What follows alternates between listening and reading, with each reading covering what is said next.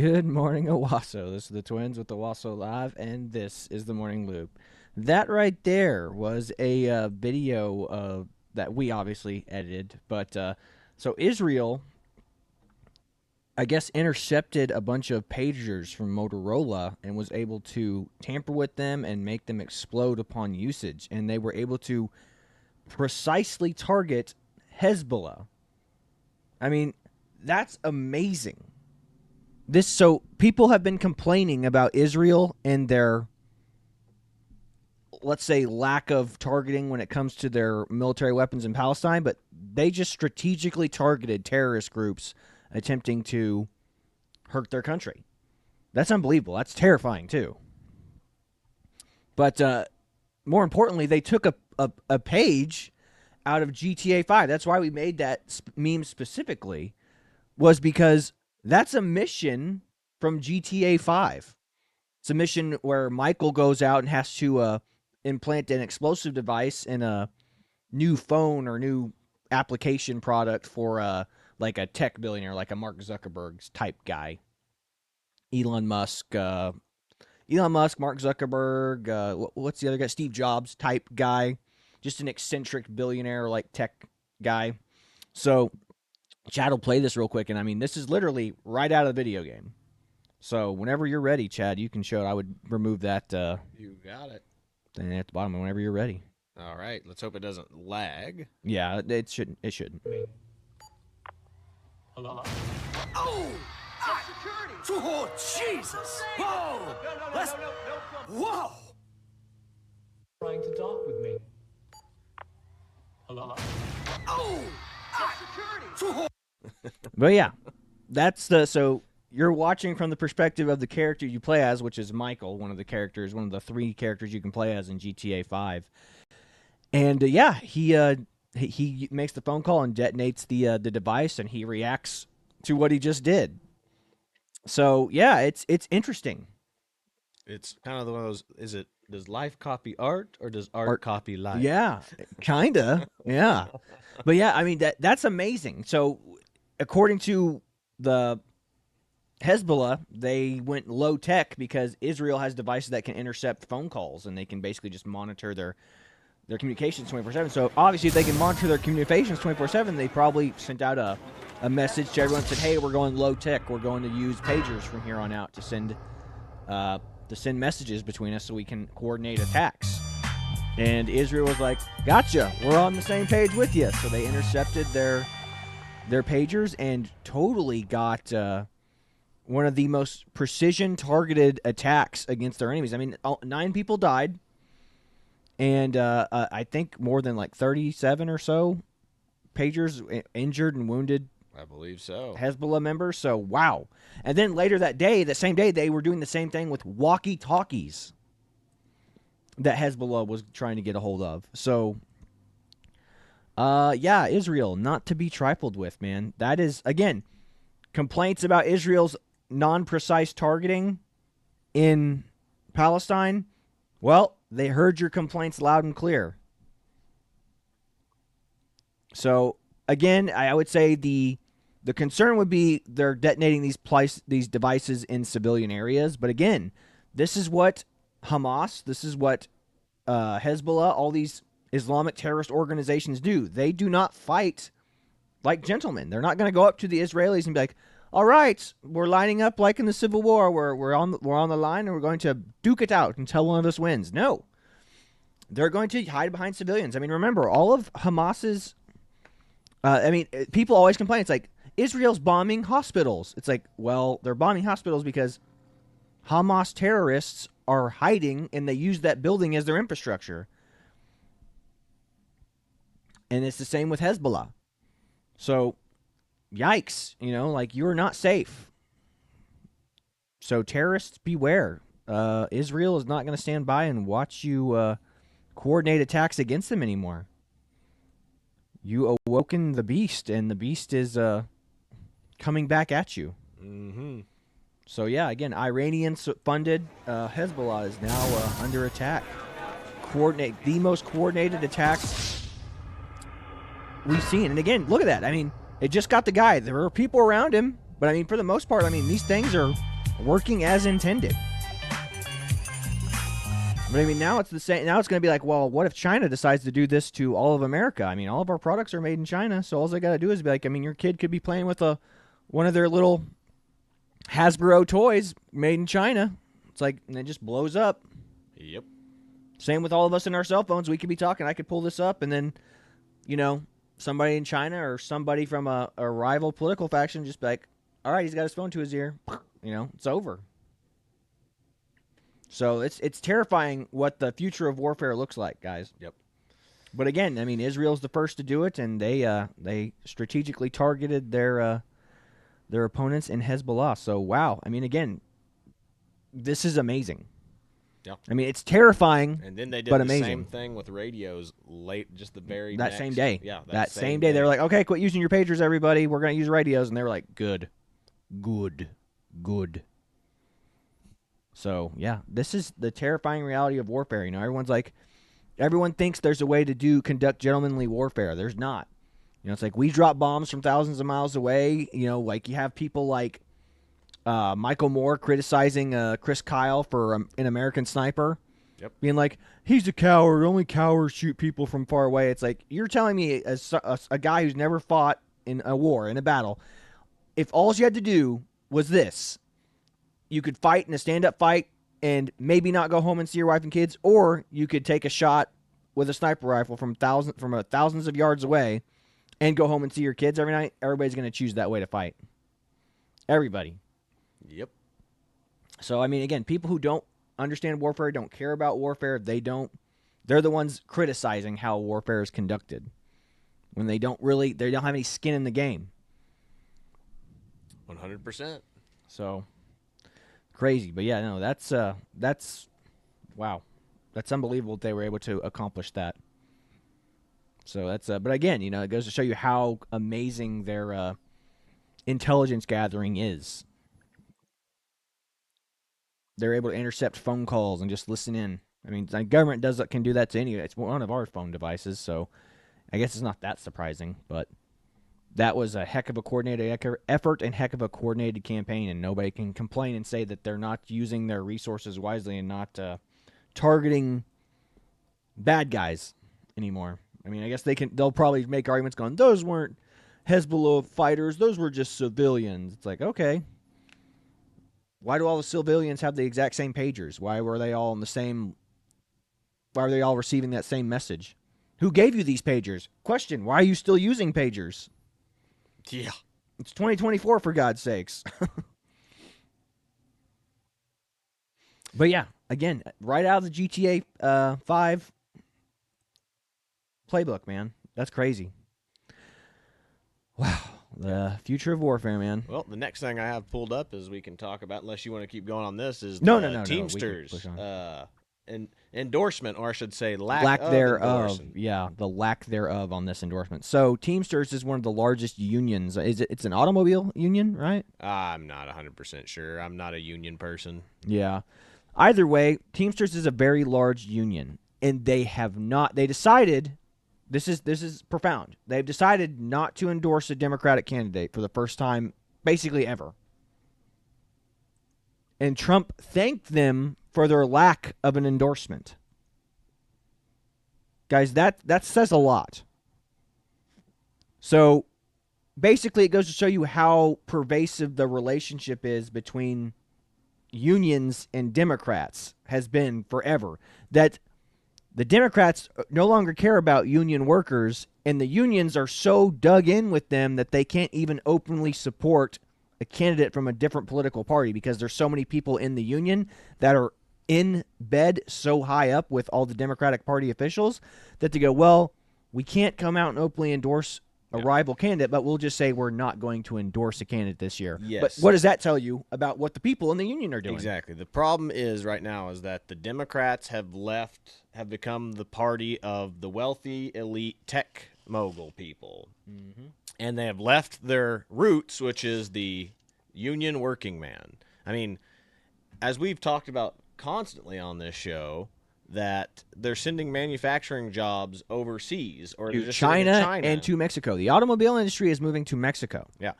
And that is the blue dog Democrat working class Joe. That's who they are. And the only person who's talking about bringing back manufacturing is Donald Trump. So that's part of it. And if you can see here from this image that I have pulled up, which this is Teamster polling. This is Teamster's polling of their union members. It was when it was Biden, Trump. Biden was 44%. Trump was 36%. RFK 5%. And Cornel West was 1%, almost 2%. Then it came to Harris, Trump. Trump is 60%. Harris, 34%. Other candidate, 6.4%. That's a huge margin. Yeah. 60% of your base is going to vote for Donald Trump within Teamsters, and only, 40 for Kamala, or less than 40? And if you look at this other one over here, same thing, phone research polls by Teamsters, 31% Harris, 58% Trump, 6 undecided, 5 don't know, which even if those undecided and I don't know went for Harris, Trump still wins. So this literally tells you that the members of this union want Donald Trump, are and voting the Republican. people at the top who are like probably buddy with the Democratic Party are like, well, we don't want to endorse Trump, but we can't endorse Harris. or we can't endorse Harris without members won't pissing off let- our members. Yes. So we're just going to hold back. All the people paying dues will revolt against us if we endorse Harris. So we are just going to stay. Again, how sad is that? That they can't just say, our members decided we're voting for Donald Trump. Now, obviously not all of our members, but the vast majority, and like I said, you're a union. The vast majority is supposed to have its say. What is this about? I don't understand what's going on here. I mean, I do understand what's going on here, but I don't understand why they just can't admit it. So this is for all those. This is my question to all those people that are like, unions do these great things. He goes, what happens when your union, when you are a member of a union and your union endorses a political candidate that you don't endorse? That's why I always ask anybody who's a part of a union. And I'll always ask that. I'll go, why are you a part of a union if they're going to donate money, resources, and endorsements to people or ideas that you don't support? What's the point? It's going against your interest. Yep. That's why unions can be a bad thing. Unions are supposed to be good things for people to get, leverage against their employer. Yeah. That's a good thing. That is argued that is a good thing. If their employee is literally, if the employer is taking advantage of them, yes, or putting them in danger, whatever. But in this case, if your union bosses are doing that exact same thing to you or promoting things that you don't agree with, they're just as bad. Yeah. Again, it's the problem with the teachers union.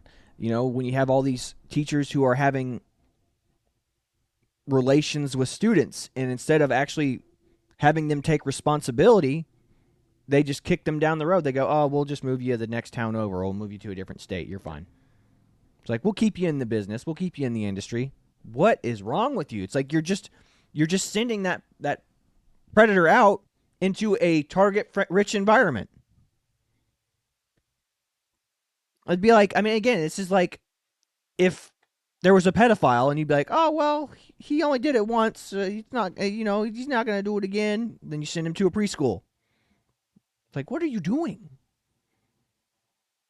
Yep. So I don't know. And again, I do agree with everyone has the right to a defense, but again, when it's like with the guy that we had and that we knew around here that it's like called in and we looked up his record and he moved here from California and we saw what he did in California. We're like, oh, and then he was here in the Owasso area for a very, very short amount of time. And then it was like complications arose at the school. It's like, I wonder what complications arose when we looked up your history. It's like, I'm betting the exact same thing happened, inappropriate relationship with a student, and now he's just moved to a different school. He's probably in Sperry or Coweta or someplace like that now. Yep. Could easily be. And that's what they do. The unions protect their union members. They don't care if they're guilty or not. They're just going to pass the buck and move them down the road to the next school where they're going to go do the same thing. And obviously this whole Teamster thing is not a school union, but like I said, the problem is the same. The people at the top don't really care about the actual problem. They just care about protecting the member, again, what is the purpose of the union? The purpose of the union is not to protect the individual, it's to protect the union. It's to protect itself. It's like being in a fraternity. A fraternity's like, yeah, we're all brothers here until something bad happens. Then they go, we pick this guy, we're going to throw him under the bus, get him out, and be like, yeah, he's the reason why there was that crazy event happened at the drunken party the other night. It's like,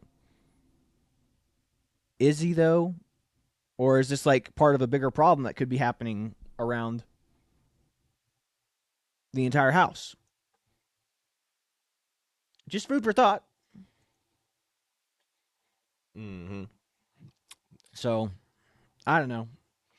When organizations get too big, they become a problem. Yes. It's like, and again, that's the thing. It's like, that's why you need to have community. You need to have relations with people around you. It's like, do you trust your neighbor, or is your neighbor somebody who's not somebody of reputable character? It's like you need to discern that.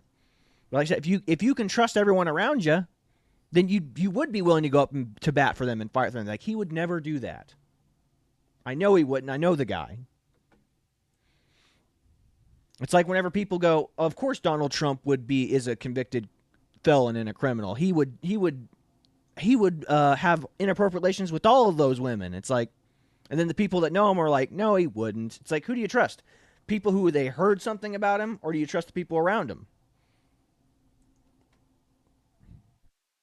So, anywho, we'll move on to a new subject now. So, anyway, the lack of their endorsement for Kamala Harris just means it's a rounding endorsement of Donald Trump, even though the leaders won't admit it. Obviously, the union members are. Mm-hmm. So, 100%. The working man is for Donald Trump. Yep. Which is crazy to think about. It's like, who'd have thought the working man would relate to the billionaire? But the guy speaks candidly. He speaks plainly. He speaks in a way they understand, in a way that they like, in the way that people like. I hate to be the breaker of bad news to the Democratic Party and anyone in it. It's like, the working class man doesn't think about pronouns and all this other crap. He doesn't think about the gay community, the transgender ideology. He cares about, how do I feed my family? Exactly. That's what he cares about. He cares about football, beer, and feeding his family, stuff. I mean, and stuff what like was that. the purpose of the union? The purpose of the union is to provide job security. Job security. They want to make sure that they are going to have their paychecks guaranteed forever. And what are the Democrats doing? They're exporting those working men's jobs to other countries for cheap labor, for slave labor. That's what people want. They want job security. They want to guarantee that when they go to work and they come home, they can provide food for their family. They can provide the roof over their head. And the Democrats don't care about that anymore. They're just going to be like, well, we'll just give $100,000 in grant loans to the illegal immigrants coming here. We'll give them as the people in Ohio said, the magic money cards to the immigrants that never run out of money. Mm-hmm. Speaking of Haitian immigrants, That's we're a gonna good way to transition. Yeah, good segue right there to barbecuing of pets confirmed. Yes. Everyone in the media, fact check true. Yeah, mainly on the Democratic side and in the mainstream media, have all said that this Haitians eating cats is not real. We have evidence here from a journalist, Christopher Rufo, who went there with his team and investigated this. Like, the standard, the journalistic standard of getting a story and confirming it is 3 sources and to go in and actually go down there and get eyewitness testimony, video, something. He has done all 3 of those. He's went above and beyond what most journalists He do even nowadays. went to veterinarians and farmers and showed them this video we're going to show you of cats on a grill. And he goes, and the media is saying, fact check false, those are chickens. And then he went to a veterinarian and a farmer and said, what is this on this grill? And the veterinarian goes, well, based on the way the paws are and the size of the animal, and they go, those aren't chicken heads because you don't cook a chicken head. Those are cat paws, and they're flipped over this way. Yep. Indicating that they're little paws on a cat, not Yeah, it's crazy. I'll go ahead and read this whole story. It's not that long. Yeah, go for it. We'll go. It's Cat Eaters of Ohio by Christopher Rufo. The established media called it a racist myth, but is it? See a cute little cat right there? Donald Trump shocked audience at this week's presidential debate with the claim that foreign immigrants were eating household pets in Springfield, Ohio, a small town currently reeling from under the strain of unprecedented number of new arrivals, mostly from Haiti. They're eating the dogs, Trump said. They're eating the cats. They're eating the cats. They're eating eating the dogs. They're they're eating eating the the cats. cats. They're Mhm. eating the dogs. I love that. I should have pulled that up to play us out with that again. I might actually do that for the end of the show. Reactions on both sides were spirited. Conservative social media accounts created memes that portrayed Trump dressed in camouflage, toting heavy weapons as the savior of innocent pets. There were several viral TikTok trends which chopped up Trump's speech and set out a dance music. They're eating the dogs. They're eating the cats. Yep, well, we just did that. The establishment media was not amused. During the debate, ABC's David Muir dismissed Trump's rhetoric with his version of facts, citing that Springfield city manager's statement said there have been no credible reports on specific claims of pets being harmed, injured, or abused by individuals within the immigrant community. Other publications went further, blasting the former president for spreading a racist smear, a centuries-old stereotype, and eating cat conspiracy theories. So, is there any truth to the charge? We have conducted an exclusive investigation that reveals, yes, in fact, some immigrants in Ohio appear to be eating cats, though not exactly in the manner that Trump described. Our investigation begins in a rundown neighborhood of Dayton, Ohio, the closest major city to Springfield, about half an hour's drive away. We identified a social media post dated, and this is a year ago, August 25th, 2023. So this has happened over a year ago, before this debate even happened, with a short video depicting what appeared to be two skinned cats on top of a blue barbecue. By the way, that's a grill, not a barbecue. Yep. For any of you people that actually know the difference between barbecue and grilling out. Yo, these Africans wilding on the Parkwood, reads the text referring to the Parkwood Drive. The video of that then pans to two live cats walking across the grass in front of the rundown fence, with a voice on the video warning, "There go a cat right there. His butt better get missing, man. Looks like his homie's on the grill." And we have the video right here. I will go ahead and pull it up and play it. Yo, what is this they got on the grill? Is that the big kiss cats? Man, listen, man. There go a cat right there. His ass better get missing, man. Look like his homies on the grill, man. What the fuck?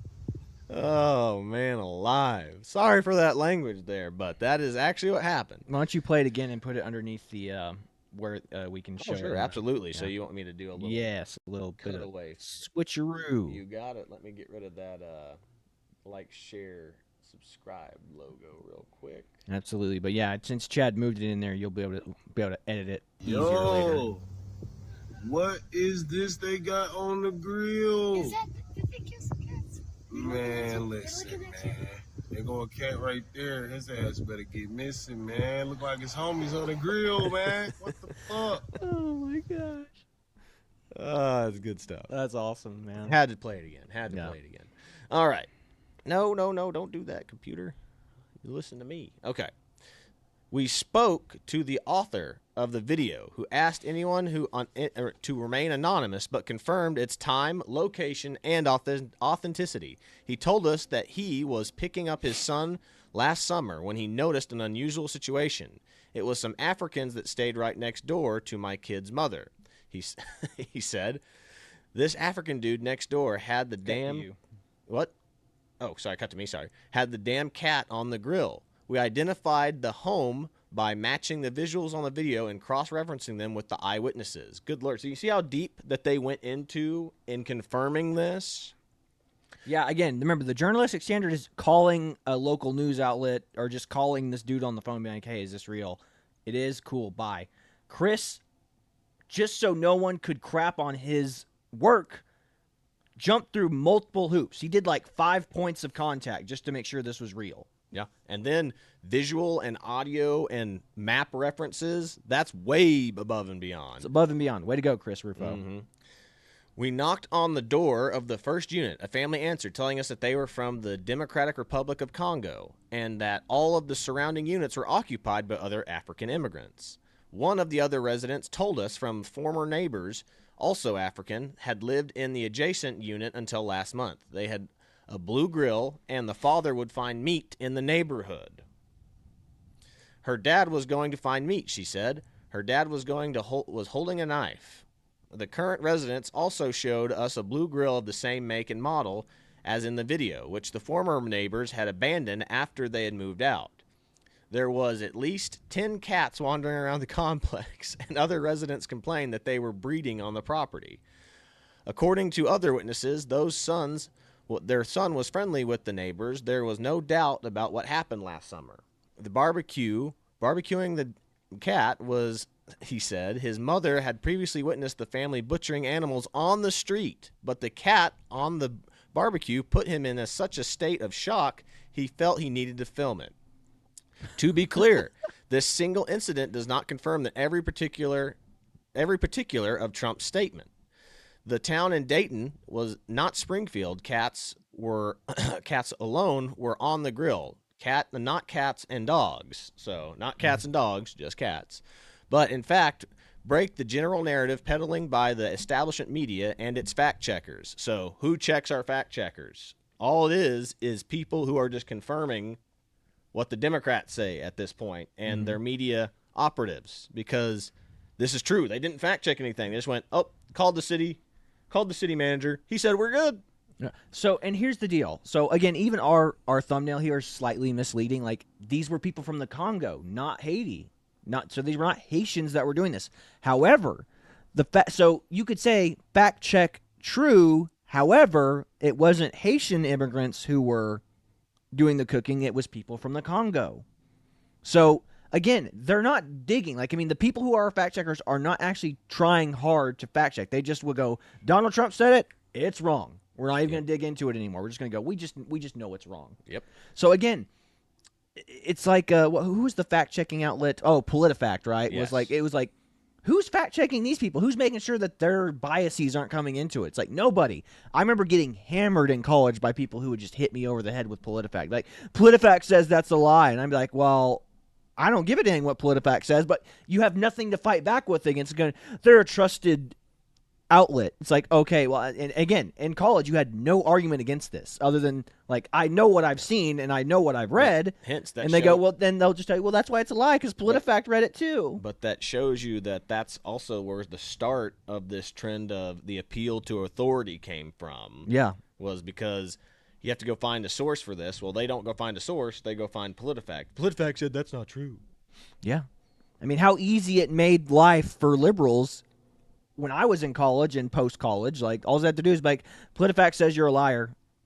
PolitiFact says that that's not right. And so again, it's like what I told you before. It's like I could say, Donald Trump did a backflip on this date. And they'd be like, fact check false. Donald Trump didn't do a backflip. And it's like, and then they'd look into it like, Donald Trump actually did a front flip at that date and time, but it wasn't a backflip. Mm-hmm. But again, we're arguing semantics. It's like going, technically, Donald Trump did some manner of flip, and I am correct. And this is just an example, obviously not real. Donald Trump never did a backflip, so don't fact check me there. But that's what I'm saying. That's the essence of what we're getting at here. The essence is there is some truth to what I'm saying, perhaps either a date or maybe I got wrong what exactly it was he did. But they're just going to say, wrong, lie, not true. Yep. And they will give it the least charitable take. As where if it's a Democrat that says it, they will give it the most charitable take. It's like, you know, Kamala may have misspoke when she talked about price control. She was just saying that she wants to make sure everyone gets paid a fair wage. It's like, what are you talking about? That's obviously not what she meant. But again, the left is always going to get the most generous interpretation, and the right is always going to get the least generous interpretation of whatever it is they're saying. Period. Again, it's like the Mitt Romney era, right? Anybody remember Mitt Romney? I mean, he's a loser now, but back when he was running against Obama, he had binders of women. The binders of women. Like, and they were like, he's going to keep women in binders. And it's like, not like restraints. Like, he has binders with female applicants in them. That's what it meant. But of course, the media's like, he's going to bind women up. He has binders of women. Like, get out of here. So anyway, that's was there anything else here on this Chris Rufo story you wanted to talk about? No, it's just really I could keep going, but I mean it's literally just saying that the fact checkers fact-checked him on it, and they said it was a racist smear, and that, independent journalists and more conservative-leaning journalists sent people to investigate, and saying that, they have seen people saying that they've seen Haitians or, other African immigrants grabbing geese and cats and stuff, and they are police reports, and they say that those would be held witness testimonies in a court of law, but the mainstream media is just ignoring it. We won't listen to these plebes, these downtrodden citizens that are just being racist to these poor immigrants. Like, who cares about these American citizens that are struggling financially? Spit on them. We can't trust anything that they say. Are you kidding me? Like, so we won't take the word of people that live there. Sure, they might be exaggerating to some degree. There might be a little bit of embellishment. However, there's probably definitely a grain of truth in everything they're saying. Yep. And I'll just read the last paragraph to kind of end it off. Go for it. It said, the revelations do not meet that assimilation is impossible. But, established, we will need to engage in more honest debate, rather than just simple smearing critics as racist and conspiracy theorists. One can make the case for immigration, but one cannot at the same time deny that it comes with a cost, which, in this case, seems to include a pair of flayed cats on a blue barbecue in Dayton, Ohio. Boom. Well, I think that's about all we got for you today, folks. Ran a little longer than I thought we would, but we get heated up. We get worked up around here. So that's about all we got for you today. This is the Twins with Owasso Live. This was the Morning Loop. Be sure to like, share, and subscribe so you too can stay in the loop. That's about all I've got for you. God bless you. See you later, everybody.